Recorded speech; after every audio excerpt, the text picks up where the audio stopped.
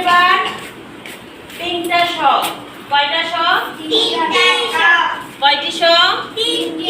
বাংলা বর্ণমালায় স এর উচ্চারণ হয়, স এর মতো উচ্চারণ হয় এমন বর্ণ কয়টি?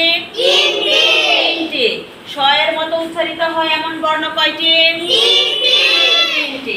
নাম্বার 1 হচ্ছে দন্ত স। এটার নাম কি? দন্ত দন্ত দন্ত স। এটা হচ্ছে তালব্য স। এটার নাম কি? তালব্য।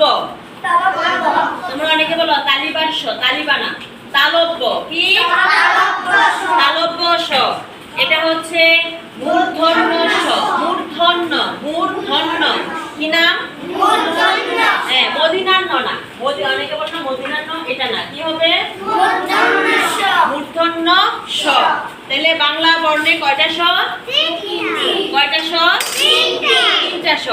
এই সটার নাম হচ্ছে দন্ত স, এই সটার নাম হচ্ছে তালব্য স, এটার নাম হচ্ছে মূর্ধন্য স। ঠিক আছে?